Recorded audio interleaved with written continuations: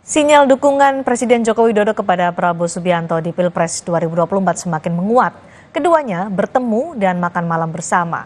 Ketua Umum Golkar Erlangga Hartarto menyebut arah dukungan Jokowi sudah jelas. Arah dukungan Presiden Joko Widodo di Pilpres 2024 dinilai tak lagi netral. Jokowi disebut sudah menentukan pilihannya di kontestasi Pilpres tahun ini. Calon Presiden nomor urut 3 Ganjar Pranowo menyebut sikap Presiden Jokowi sudah jelas menunjukkan keberpihakan. Ganjar tak mempersoalkannya, namun menurut Ganjar lebih baik Presiden Jokowi menyatakannya dengan tegas. Kalau buat saya pasti itu sudah menunjukkan sikap berpihak begitu ya. Kalau saya sih biasa saja. Kan memang sudah berpihak. Malah lebih baik kalau ditegaskan bahwa ya saya berpihak.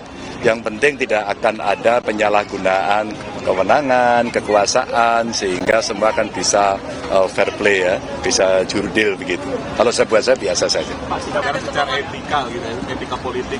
Iya, memang kita punya problem etika gitu kan, karena ada yang tidak setuju dengan etika. Calon Wakil Presiden nomor urut 1 Muhaimin Iskandar mengatakan Presiden Joko Widodo perlu diingatkan soal netralitas.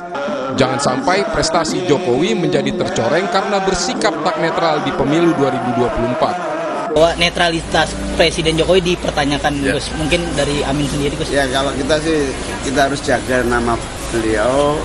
Kita harus ingatkan terus-menerus supaya jangan sampai prestasi-prestasinya terganggu dengan ketidaknetralan. Gitu. Adakah indikasi ketidaknetralan juga di kabinet, Gus? Ya, nanti kita awasi bersama lah. Tapi bahwa kita tidak bisa melarang menteri sama presiden ketemu. Rakyat yang menilai lah.